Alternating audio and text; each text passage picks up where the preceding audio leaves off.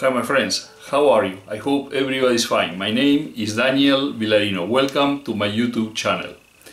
In the Facebook group Friends for the Lathe, or for the Good Lathe, Amigos por el Torno de Madera in Spanish, they have issued a challenge for the month of April. And the challenge is to make a bowl with a natural edge, but without using the chuck, basically without using this implement.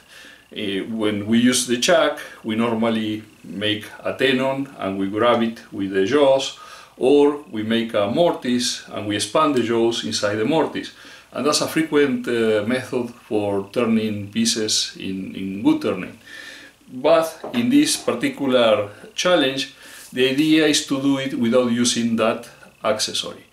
Most of the people who have a lathe have this particular piece of equipment which is a faceplate. Either metal ones, there may be larger, there may be smaller. I have made one in plywood.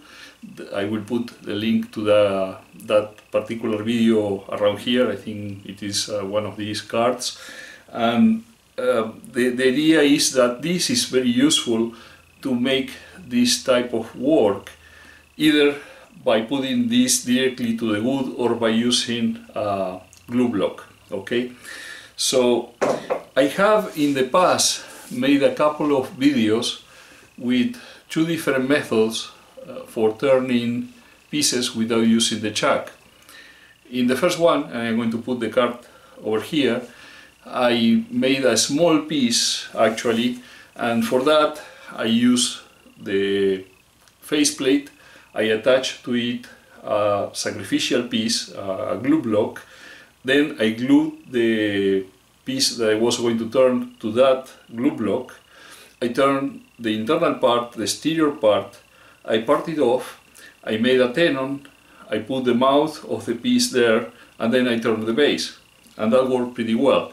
But I mentioned in that video that that process normally works for smaller pieces, generally. Then I did another video, and again I will put the card around there, in which I turned a larger piece. For this one, what I did was, again, I used the faceplate.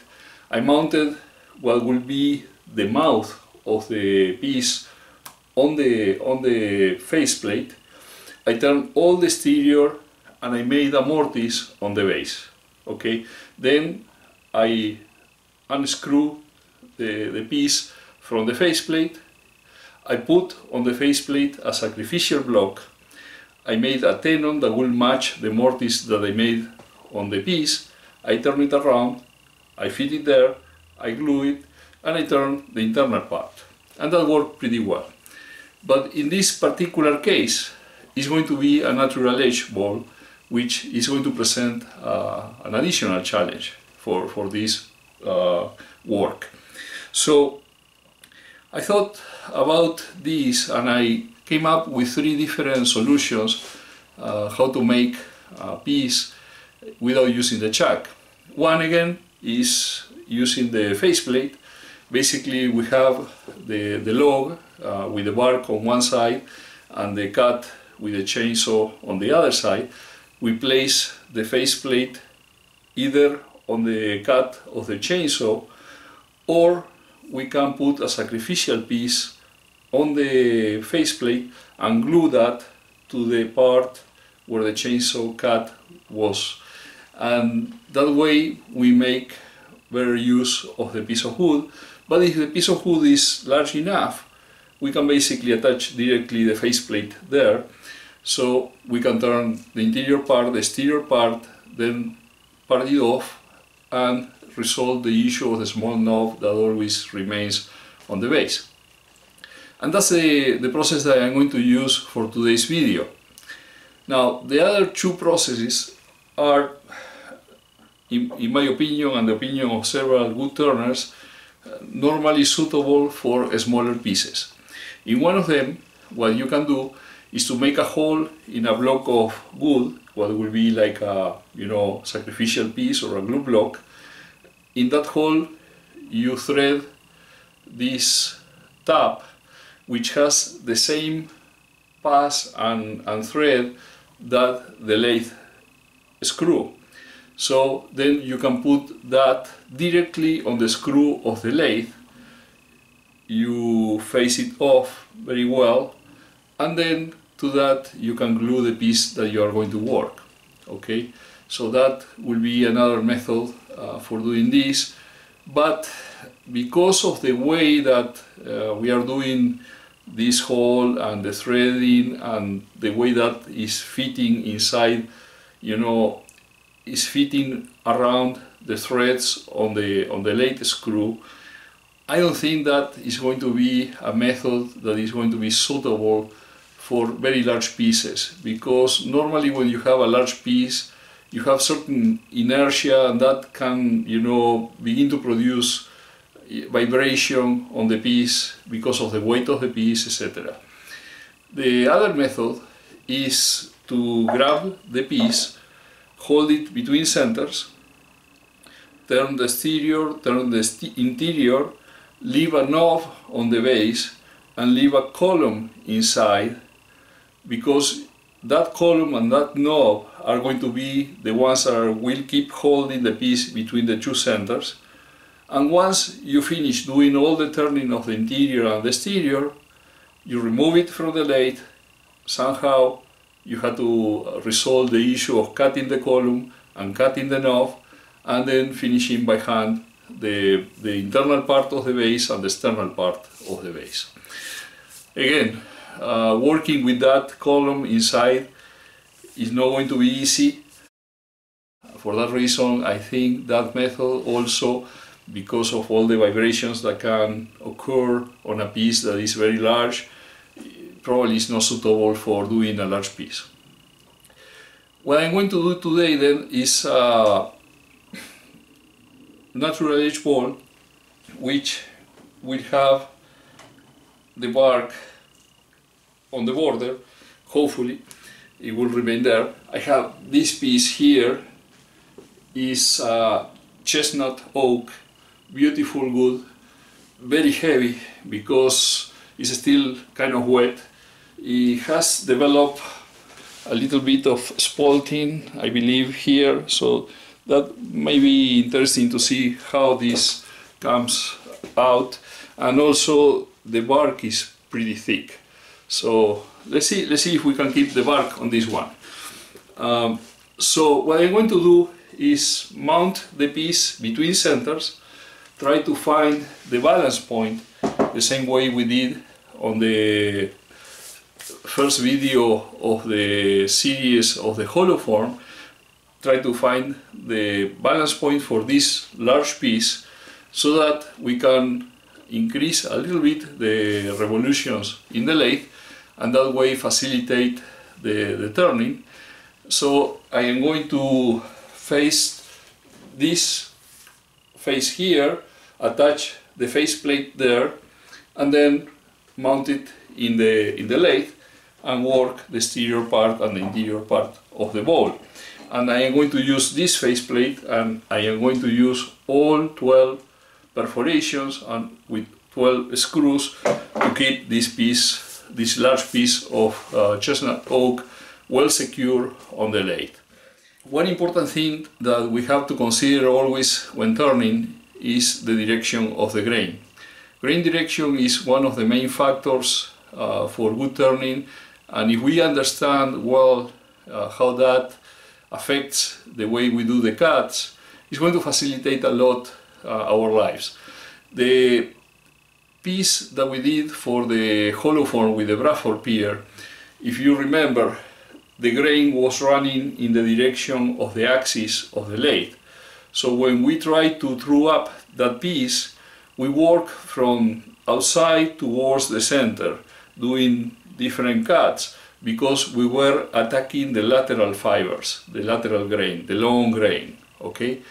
Rather than trying to cut from the end grain, which is much more difficult because of how the fibers are there, are very compact among themselves, and when you try to cut them, basically they get, you know, worn out. So that produces tear out and a lot of headaches. In the case of a ball blank like this one, how do we find the direction of the grain? Well, one good indication if we have the bark is to look at how the bark is located. In this case, we have the circumference of the tree like this. That means that the tree was growing in that direction. That means that the grain is going in that direction. But sometimes you can watch the grain directly and see the lines of the grain running in that direction. Besides some crazy things that sometimes happen on a piece of wood, because it's not a very uniform material and that happens. But in this particular case, because we are going to have it like that, with the grain running perpendicular to the axis of the lathe, rather than parallel, we are going to make the cuts mostly going from here, okay? Because that is going to attack the long grain most of the time, and it's going to facilitate our work. So what I'm going to do is mount it between centers, locate the balance point, throw up the piece, face off this face, put the faceplate here, turn it around, mount it on the screw of the lathe, and then work on the shape, the external and the internal shape of the natural edge ball. That's today's project. I hope you enjoy it. Let's get to work.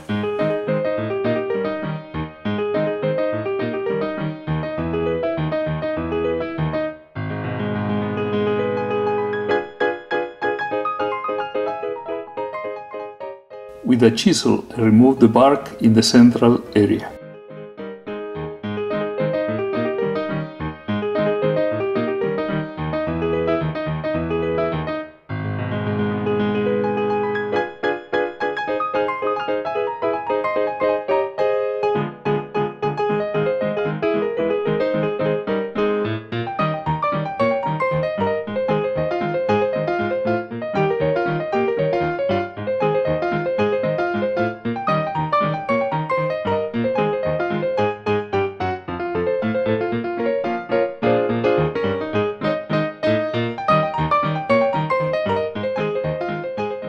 I remove the pulley to free the rotation axis.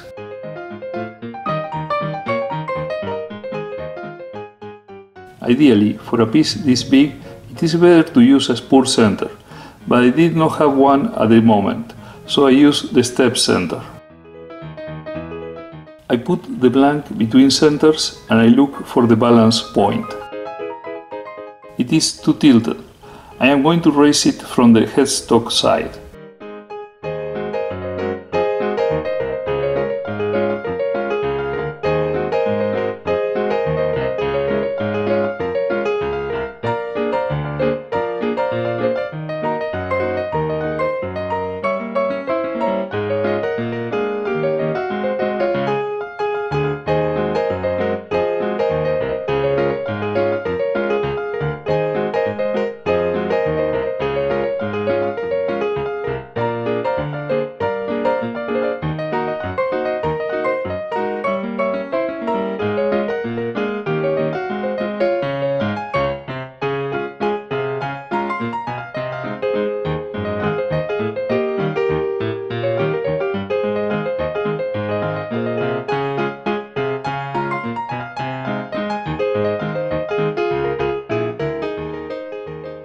After a couple of tries, I achieve a nice balance.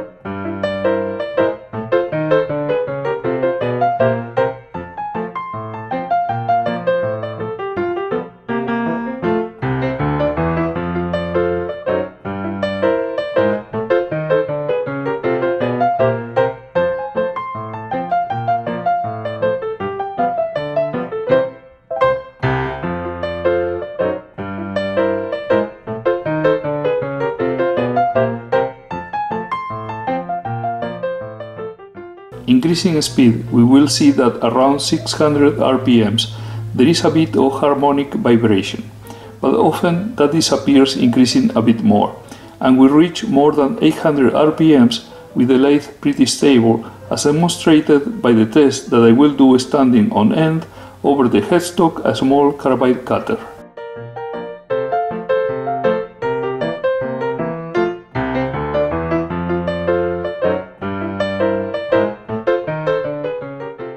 The grain runs perpendicular to the rotation axis.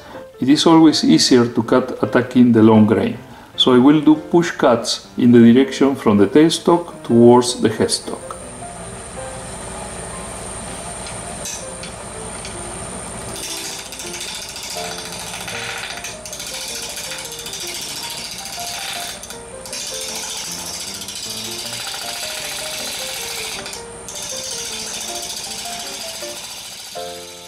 The balancing exercise allowed us to rotate faster, facilitating the gouge cut, and you appreciate that in the more continuous sound of the cut.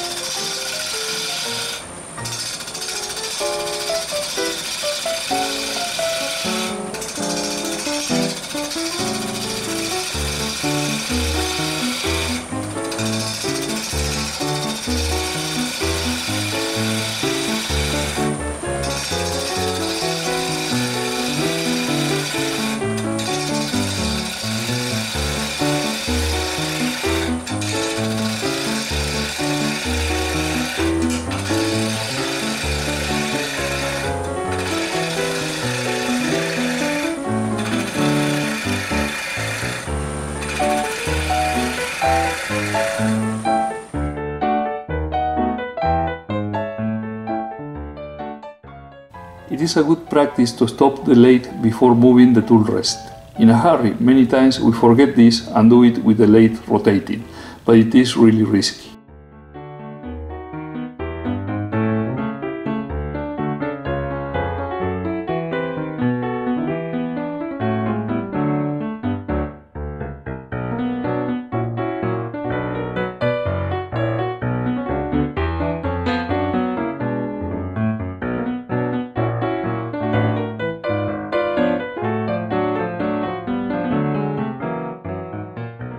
With just 2 passes of this type of cuts, we have leveled completely this face of the blank.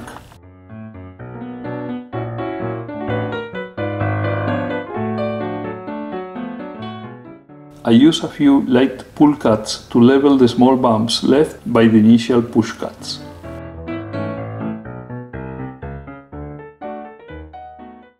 Now, once again attacking laterally the wood fibers, I begin to roughly delineate the exterior wall of the bowl.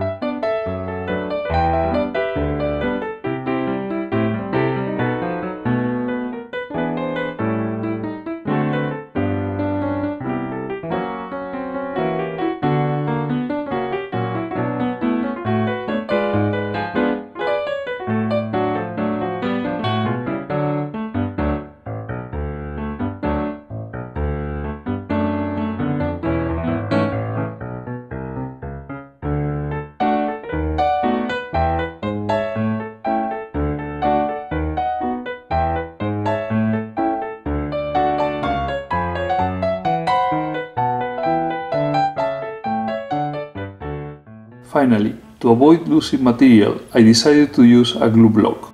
To have this glue block to make better contact with the bowl base, I give to the base a slightly concave shape, a bit deeper in the center than in the rim.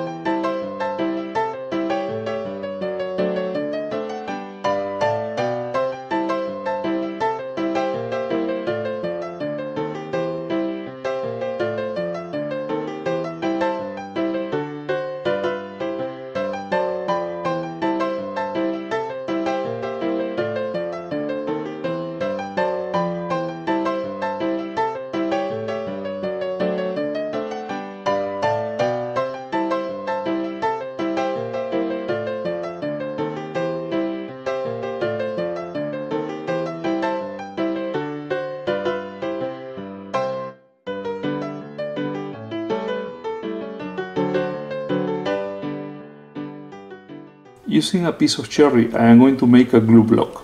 I will fix it to the faceplate using all possible screws, 12 in this particular case.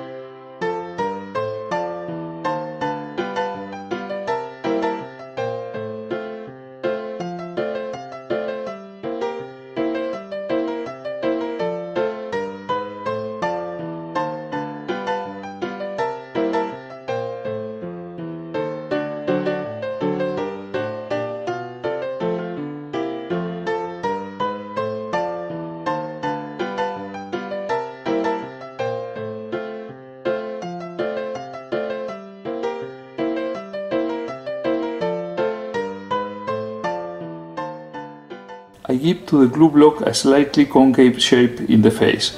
That way I ensure that the contact between the glue block and the base of the bowl will be, effectively, at the rim of the glue block, providing a nice and secure attachment.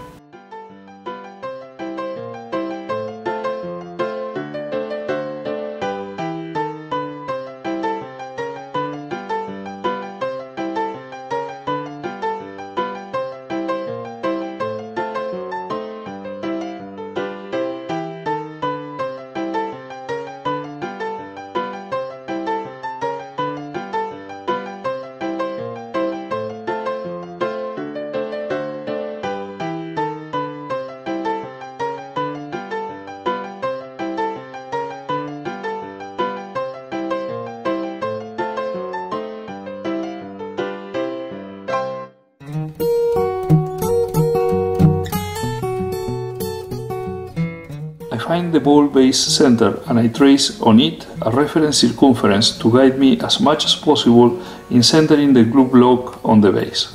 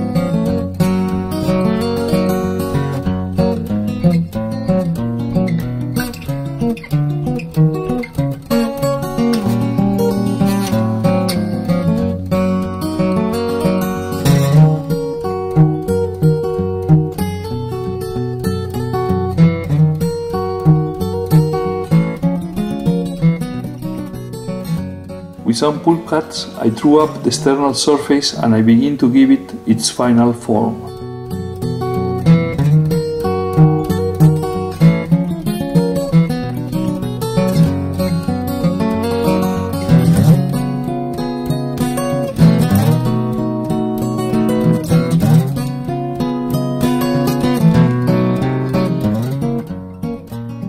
With the fingers I feel for a couple of things. First, if there is tear out that I cannot see with my eyes, and second, if the curve is smooth and if there are small ridges or valleys. Then I use shear scraping to eliminate these defects.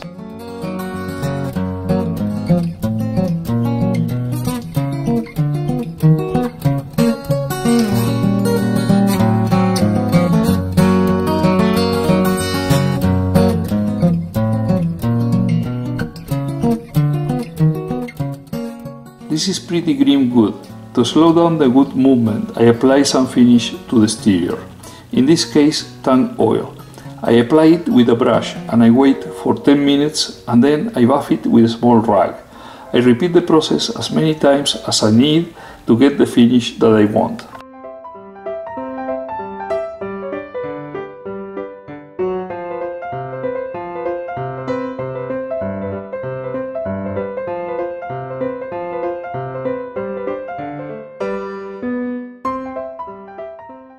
In this piece you can see clearly 4 layers of the trunk structure. From the right, the outer bark, the phloem, the sapwood and the hardwood.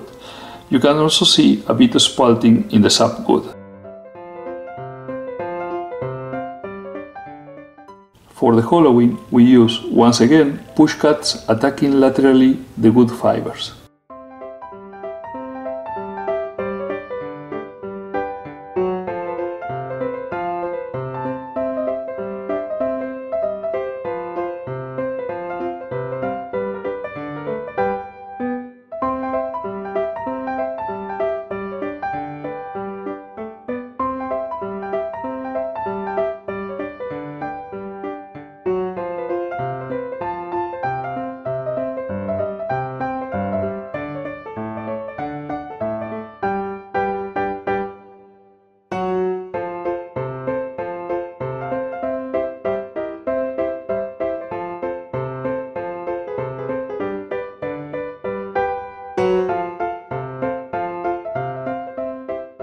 I will work by sectors, from the rim towards the base, and once I finish a sector, I will not come back to it ever to avoid problems with the wood movement of a thin wall when the wood is still green and dries fast. I am close to the final thickness and I practice a bit the gouge position, but before doing the final cuts I measure the wall thickness to see if it is even.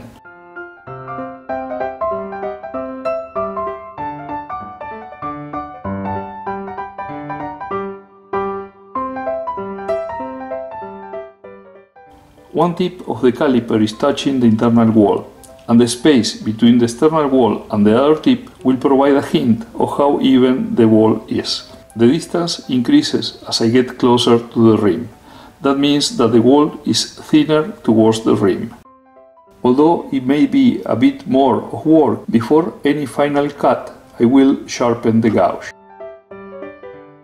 First I approach to the internal wall the profile heel.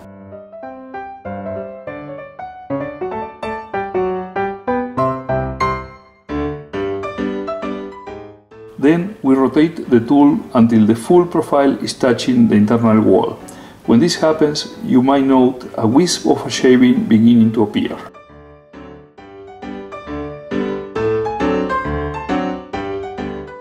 Without changing that angle, we move the tool backwards.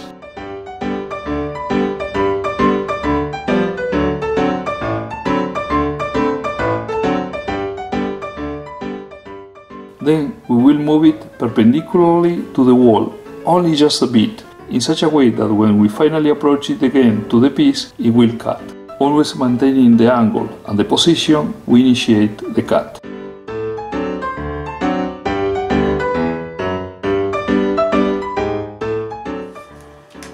Let's see it how it goes.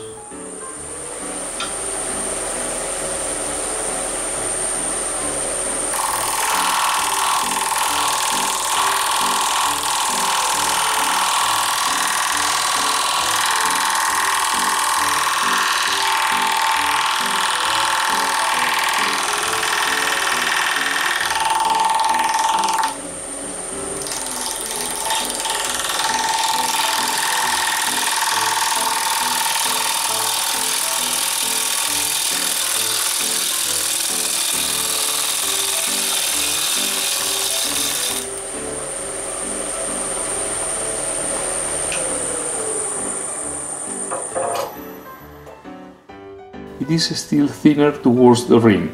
I will repeat the process trying to make the cut softer at the beginning and a bit deeper at the end.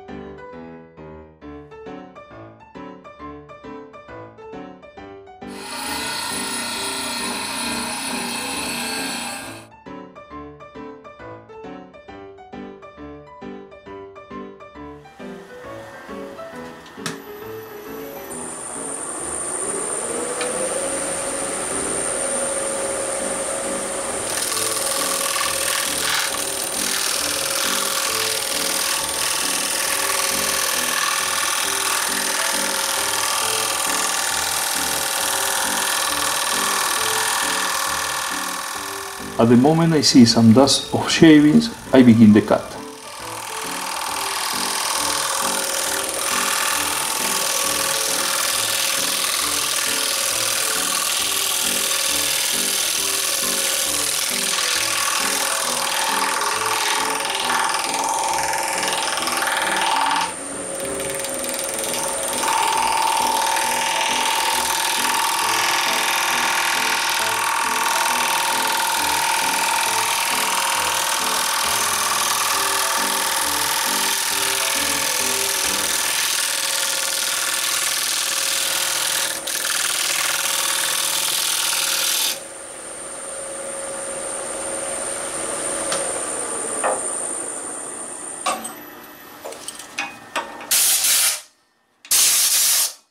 I see that the wall is finally even, so I go to the next sector and I will not touch the first one until the moment that I will sand it and finish it at the end.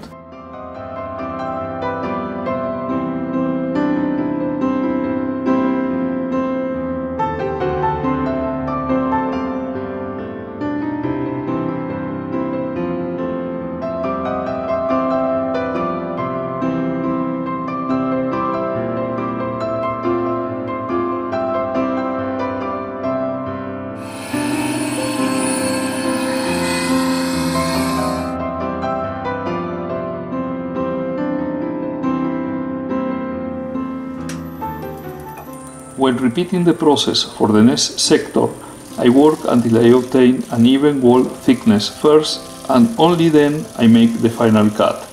I have to consider that I have a small step of barely 1/8 of an inch or less between this sector and the previous one, and at the end of the process all the wall has to have the same thickness.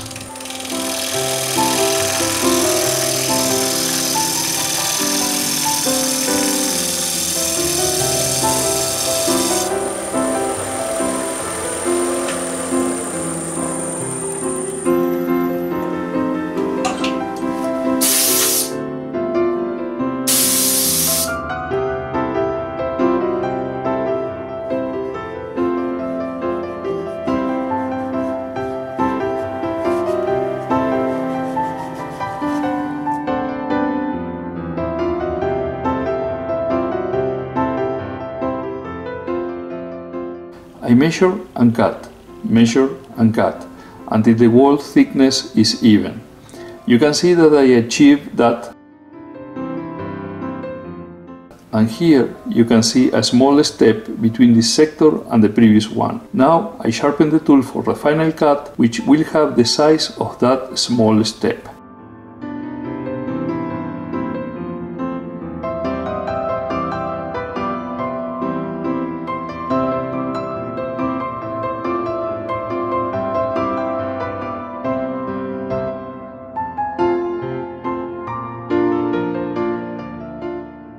This way I work sector by sector until I reach the bottom. To eliminate the step, I approach the bevel against the sector I am working. Then, when a wisp of shaving appears, without changing the angle, I move the gouge backwards until I feel that it has descended the step, and then I begin the cut.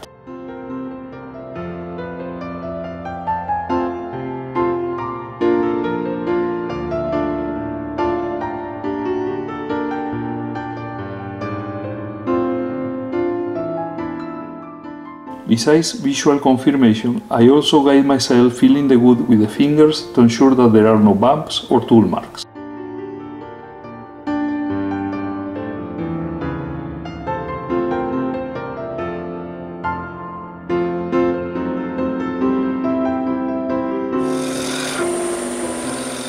Particularly with natural edge balls, sometimes it is easier for me to go from the center towards the exterior when working at the bottom. Although it is not the most conventional cut, I am cutting the fibers in a similar fashion as if I were going from the exterior towards the center, and the surface left by the tool is pretty good. This way I do not run the risk of catching my hand or the tool with the rotating bark.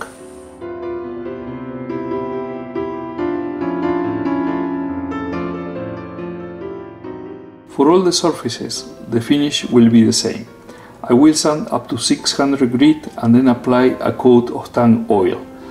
Tang oil is a drying oil, though drying is not what is going on. With the air, tang oil begins a chemical reaction, a polymerization, and creates a solid film.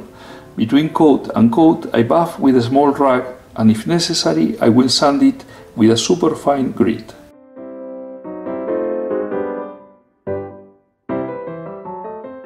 The camera battery died on me when I was doing the separation of the ball from the glue block.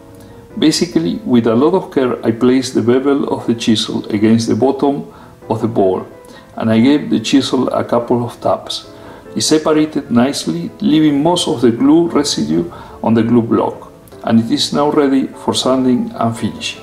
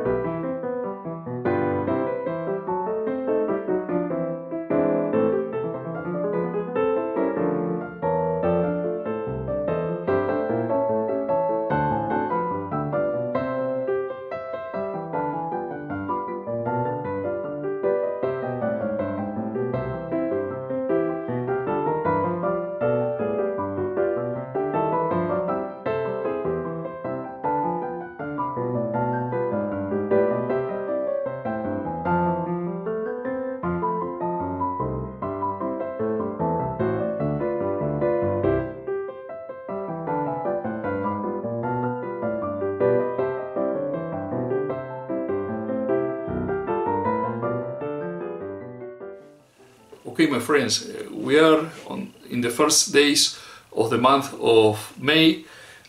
Actually, I began this project in the first days of April for the challenge, but when I was doing the editing of the video, I realized that I didn't record the epilogue that I normally do for all my videos. So here it is.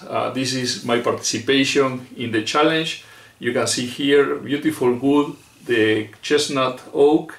It has some spalting in the subwood here, and also here you can see it also from the outside there and there, and the particular inclusion, bark inclusion on the side, which gives the piece some character. Finished with the tang oil, and I really like how the piece looks. Because we are in the first days of May, the challenge was resolved, and in the group they publish the pictures of the friends who uploaded their participations. So I recommend to you, if you can, go to the Facebook page of Amigos por el Torno de Madera and check them out. Really beautiful works, and it's not that easy to make a natural edge ball without using a chuck sometimes, so it has also that particular challenge. This video went a little longer than I thought it was going to be. I tried to show different techniques during the video, and it got a little more extended than I wanted. So for this particular one, I am not going to put at the end pictures from the friends of the channel, just a few pictures of this ball, and the pictures that the subscribers send me will be uploaded in the next video. So I hope you enjoyed this video. If that's the case, please mark the like button down below, make comments, and if you haven't subscribed yet to my channel, please do so. And it will be until the next one. Cheers!